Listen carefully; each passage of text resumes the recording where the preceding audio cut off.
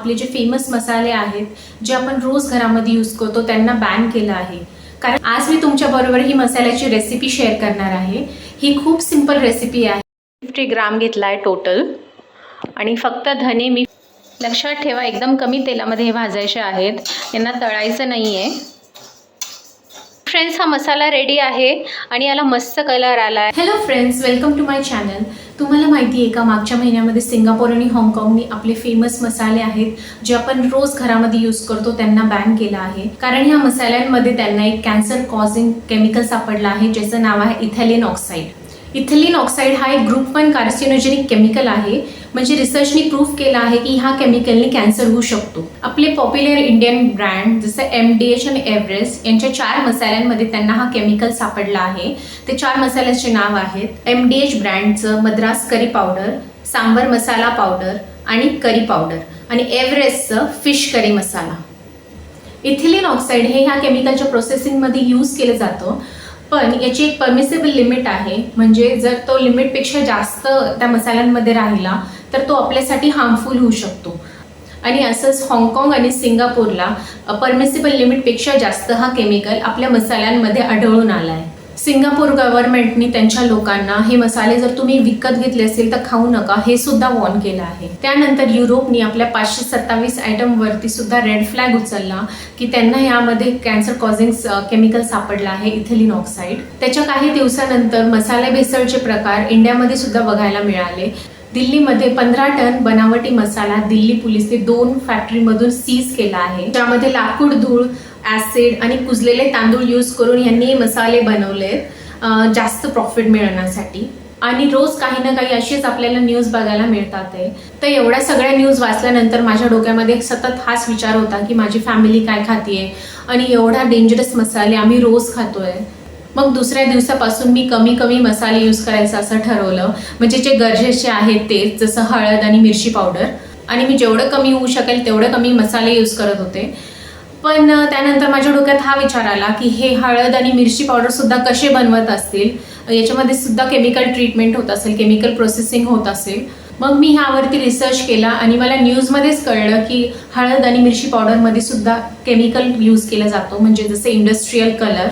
तर एक न्यूज मला भेटली ज्यामध्ये हळद आणि मिरची पावडरमध्ये त्यांनी कलर मिक्स केला होता, इंडस्ट्रीयल कलर, त्यांचा अपिअरन्स एनहान्स करण्यासाठी, म्हणजे ते डोळ्यांना छान दिसण्यासाठी, कलरफुल दिसण्यासाठी। मग आता काय करायचं हा मी विचार करत होते।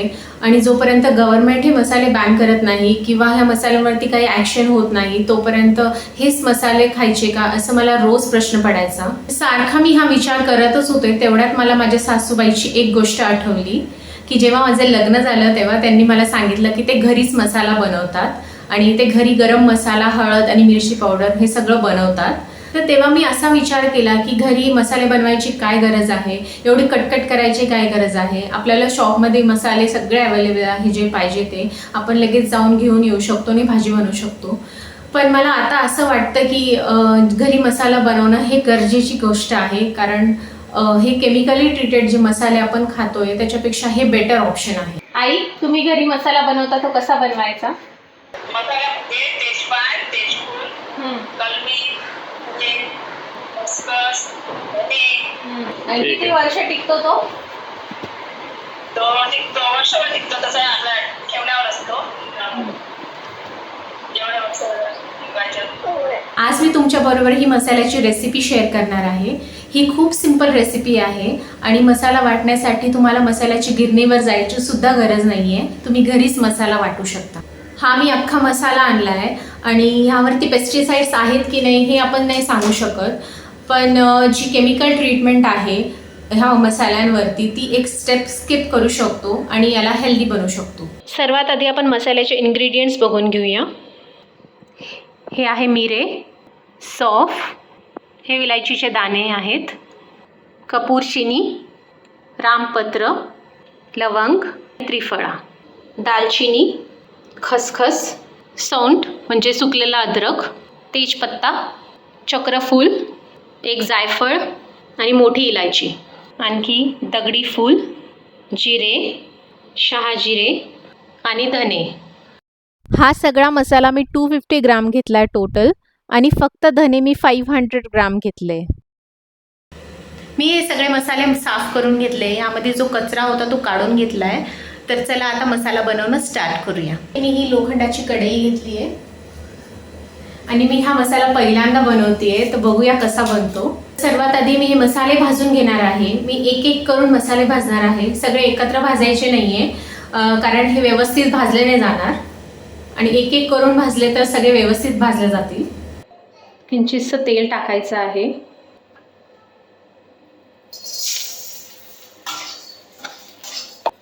लक्षात ठेवा, एकदम कमी तेलामध्ये हे भाजायचे आहेत. यांना तळायचं नाही आहे आणि यांना कमी गॅसवरती भाजायचं आहे, ज्याच्याने हे जळणार नाही.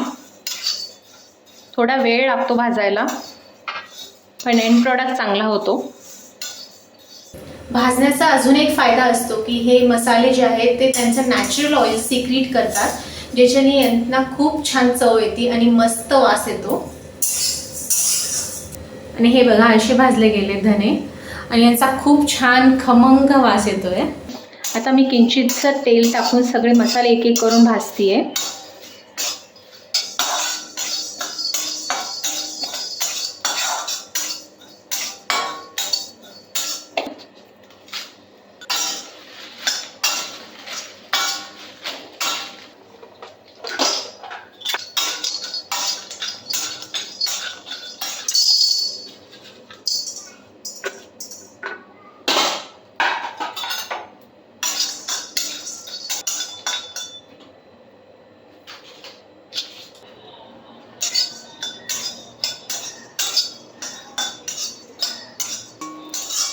आता मी शहाजिरे भाजतीये.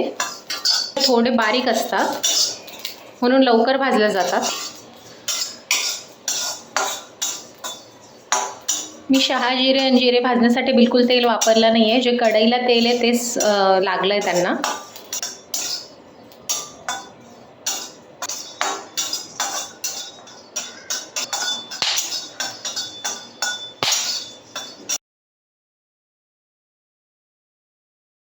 मसाले भाजले गेले की नाही, याचे 3 इंडिकेशन आहे. पहिले इंडिकेशन की मसाले भाजल्यानंतर ते त्याचं ऑइल सिक्रीट करता, म्हणजे आपल्याला त्या मसाल्यांवरती तेल बघायला मिळतं. ते स्वतःचं त्यांचं नॅचरल ऑइल सिक्रीट करतात. दुसरं इंडिकेशन, मसाले भाजल्यानंतर त्यांचा स्वतःचा असा खमंग वास येतो. आणि तिसरं इंडिकेशन, काही काही मसाले असे कटकट आवाज करतात, ज्याच्यावरून आपल्याला कळतं की ते भाजले गेले.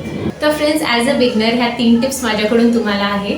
पहिली टिप, जे पटकन भाजणारे मसाले असतात जसं जिरा, खसखस, दगडी फूल आणि तेजपत्ता, तर यांना सर्वात आधी भाजून घ्या.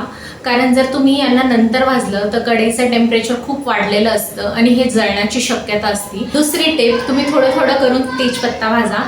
कारण काय होतं, सगळा एकत्र भाजला तो काही कच्चा राहतो, काही भाजले जातो आणि जो खालचा असतो तो जळण्याची शक्यता असते. आणि तिसरी टिप, तुम्ही मसाले भाजताना त्यांना कंटिन्युअस स्टर करत राहा, म्हणजे कंटिन्युअस हलवत राहा.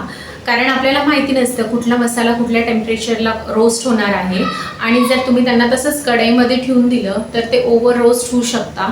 सगळे मसाले भाजून झालेत माझे, मी तुम्हाला दाखवते. आणि आता आपण यांना वाटणार आहे.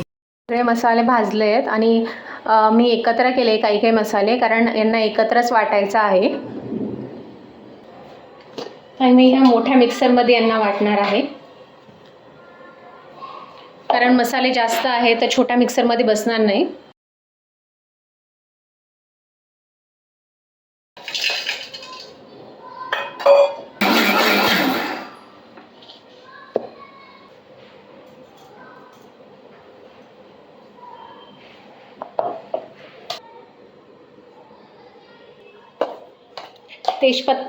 तेजपत्ता, धने आणि काही मिरे, इलायची वगैरे वाटते आता मी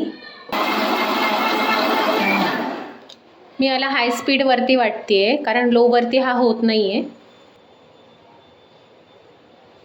फ्रेंड्स, हा मसाला रेडी आहे आणि याला मस्त कलर आला आहे. हा 1 किलोच्या आसपास आहे आणि हे बघा मस्त दिसतोय.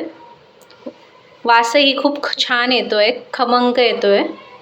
तर फ्रेंड्स, हा मसाला रेडी आहे आणि तुम्हाला मी नेक्स्ट व्लॉगमध्ये टेस्ट करून दाखवणार आहे, भाजी बनवून दाखवणार आहे की कसा लागतो हा मसाला भाजीमध्ये. तर फ्रेंड्स, हे एक बेस्ट अल्टरनेटिव्ह आहे मार्केटमध्ये जे मसाले मिळतात त्यापेक्षा.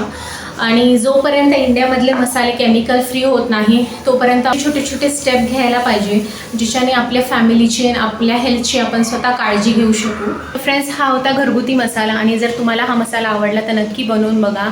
आणि बाहेरच्या मसाल्यापेक्षा हा मसाला खूप बेस्ट आहे, एक चांगलं ऑप्शन आहे. तुम्ही नक्की ट्राय करा. आणि हा मसाला 1 ते 1.5 वर्ष राहतो. 1 ते 1.5 वर्ष तुम्हाला बघायची गरज नाही. आणि हा मसाला तुम्ही कशातही यूज करू शकता, म्हणजे सुकी भाजी, ओली भाजी, नॉनव्हेज, व्हेज कुठल्याही भाजीमध्ये यूज करू शकता. आणि जर तुम्हाला हा व्हिडिओ आवडला तर लाईक करा, शेअर करा आणि माझ्या चॅनलला सबस्क्राईब करा. See you next time. Bye.